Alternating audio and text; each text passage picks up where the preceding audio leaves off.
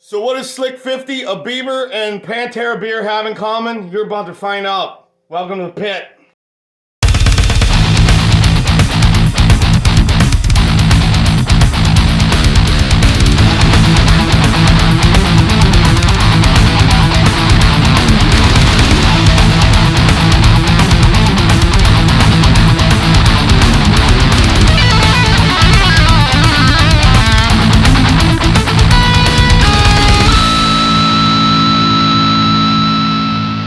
What's up, guys? I'm Travis from Endbringer and Snakeden Entertainment. Welcome to the pit. I'm here with the guys from Volume by Alcohol, John and Craig, and we're going to talk a little bit about some of the stuff they did back in the day. And at the end, we're totally going to rip off a podcast where we sample some Pantera beer and decide whether or not it's cool. And I would just drink the beer myself, but I don't know anything about beer at all other than I like to drink it. So we needed some experts, and with John being an IPA fan, and I believe Craig's in the same boat as, he likes to drink beer, but maybe he does know. You know about beer, Craig? So I had to bring in subject matter experts as opposed to my own culture that. Anyway, how you guys doing today? Good.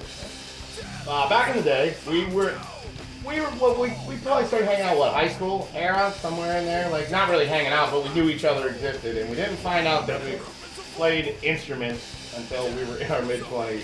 So we started this band, and it's honestly where, I don't know about you guys' past experience in bands, but it's where I cut my teeth in the band Beaver Squeezer, which was aptly named by our former drummer's dad, Slick 50.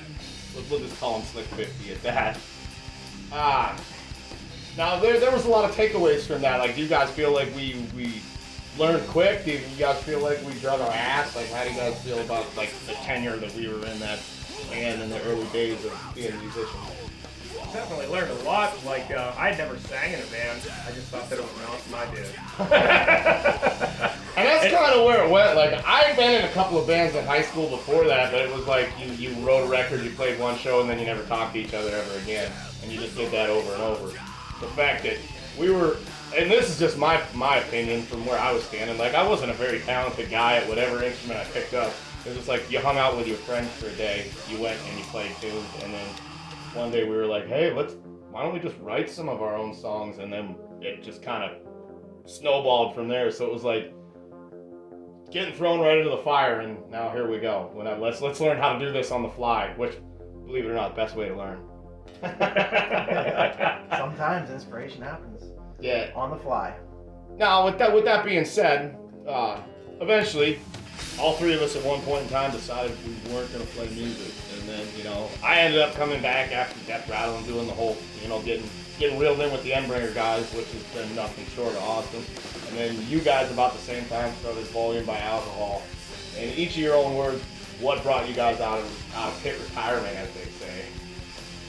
I never wanted to stop. I really didn't, but I was starting a business.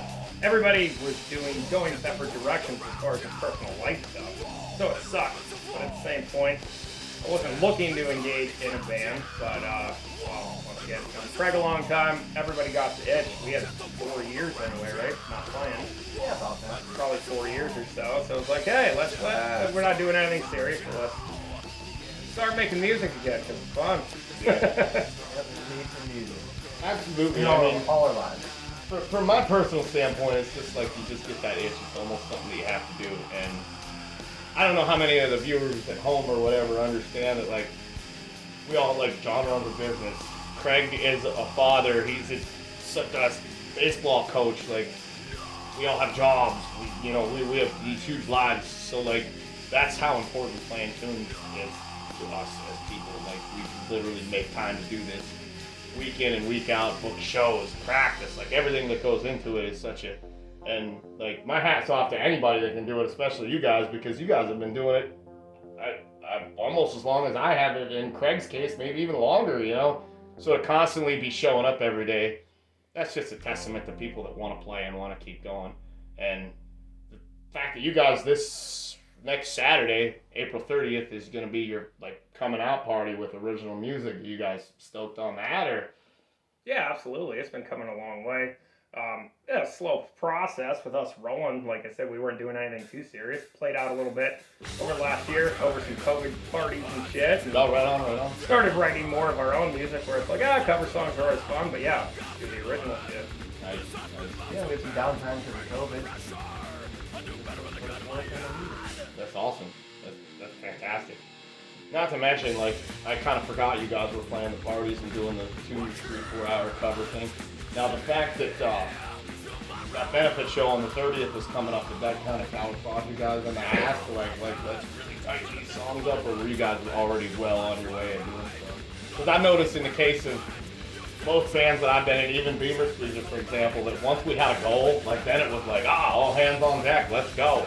But before that, you just kind of keep jamming on. Remember the original 8, the same 8 fucking The original songs? 8. Somehow you can take 8 songs and play them for 8 hours. That was, yeah, the original 8 of Beaver Squeezer. A lot of beer and 8 hours of playing the same 8 songs over and over. Like, and we had a fucking ball. Like once a week for like a year, 8 songs over and over again. No, we don't touch those ever. No. And there's like a list. When I get in a band now, we're not playing any of these, and it is the first 8. You can pick a different song from that band, just not that. Not the first 8. The original 8. It is awful. But anyway, with all that being said, to give everybody a heads up, April 30th, there is a benefit show at the Green Light in St. Mary's, which will feature Volume by Alcohol. So you guys, and it supports the Elk County Humane Society, so it's a good cause. The other bands featured on there are going to be the band I'm in, Endbringer, Samara from Altoona State College area. Those guys are awesome. And recently added Seed, Patrick McElravy from the greater Pittsburgh area will be doing his one-man show, which is always awesome. So, looking forward to it. Looking forward to jamming with you guys. I know we've done shows with Endbringer and Volume by Alcohol in the past, and it's always a good time. It's always nice to reconnect with old friends and be able to spend time doing something that we, like I said, we literally cut our teeth, the 3 of us, doing that stuff in this realm. And let me tell you about a leg up. And you didn't know that you could be a band that had a van. We had a van. It was a very broken, very free van. But we had, it was good times, and it's always good bullshitting with you guys about past, present, and future stuff. And you guys got anything you'd like to add or anything you'd like to throw out? Also, look these guys up on Facebook. They are on social media. Yes, we do have some social media. Yeah. We have not officially recorded anything, so yes, you would have to come out and see us live in order to hear our original songs. But we are looking at some point to, actually lay down tracks and stuff. We've had them long enough. Some are newer, some we've been sitting on for a while, and they're pretty polished up. So give us time, we'll get them out there. And just so you guys know, Endbringer's done what, two shows with you guys, 3? Irrelevant. This is the first I'm getting to see any originals, so I'm pretty stoked on that. Irrelevant. But anyway, you guys got anything you want to add, or are we good? I think we're good. All right. I think we're good. That covers it all. Just say what time then. Well There you done, go. Craig. Show starts at 6. Elk County Humane Society benefit. And there's going to be a whole list of people that At the help Green make Light, this right? happen. At the Green Light in St. Mary's, April 30th. Showtime starts at 6. $6 cover charge. And 6 months to Halloween. There. Is that equal enough for you, Elk County Humane Society? 1, 2, 3, 4. Ben. And we're back. Here with the main event. Pantera Vulgar Display of Lager. We're going to be doing some sampling. This is the cover created by Knucklebones. It's from the Great South Bay Brewery.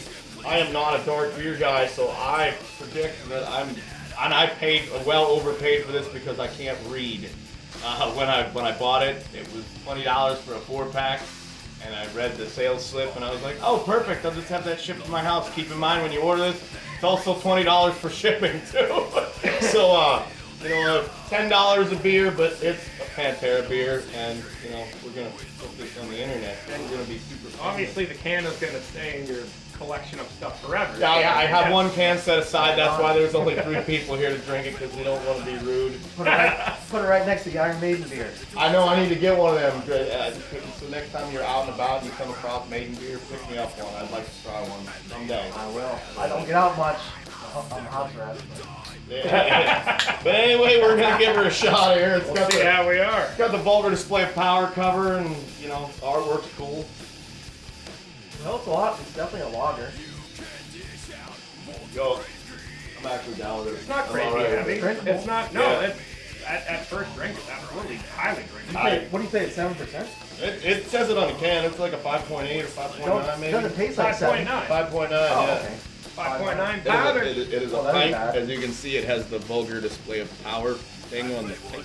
And they And changed it a little bit so they didn't have to pay that guy royalty. Actually got punched in the face back in 1991. Yeah. Good thinking on their part. It's got the Pantera guys from the inside of the Vulgar album cover, which we pointed out up there earlier that we have, and it did say Diamond Darrell. Great South Bay Brewing. So yeah. Do you have a glass? No, I didn't think that far in advance. Yeah, this is terrible. How unorganized. Who runs this outfit? It's gonna be yellow beer. You can see. Yeah, honestly, for a lager, I don't really like hard, heavy beer, but no, I would drink this if it wasn't $10 a beer. I would drink this regular if it wasn't $10 a beer. Craig, on a scale of 1 to 5, how do you rate Vulgar Display of Lager? Give it a solid 3, 4. Yeah, it tastes like, I would compare it to a Labatt Blue, maybe. Oh, nice. Yeah. I definitely get a straw vibe from it. Like, I'm a huge fan of straw vibe.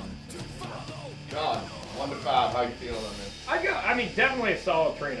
I mean, I don't want to go low or high. It's highly drinkable. Definitely. I'm not finding any issue with it. I'm not saying it's the best beer I've had, but it's highly drinkable. Yeah. And I'm gonna go with a 3.5 too. That's a pretty solid beer. It's not the greatest beer I've ever had, but it's pretty good. And just so you guys know, I completely ripped this segment off from a podcast that I absolutely love called Heavy Metal Over a Six Pack. Go check them guys out. I listen to their shit on the regular. They are huge metal fans. They've had a couple of bands that I'm friends with on their show. They also do reviews, and at the end of every episode, they review a beer. I'm not gonna do that all the time because I don't have $10 a beer.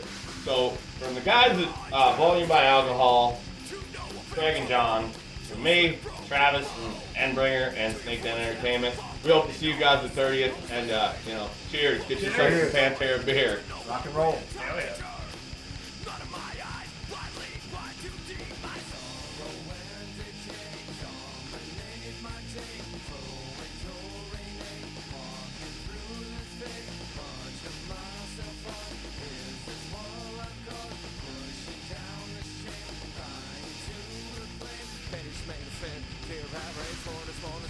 No role play, Benny's made to fit. Pure reverence for his one is two. No role play.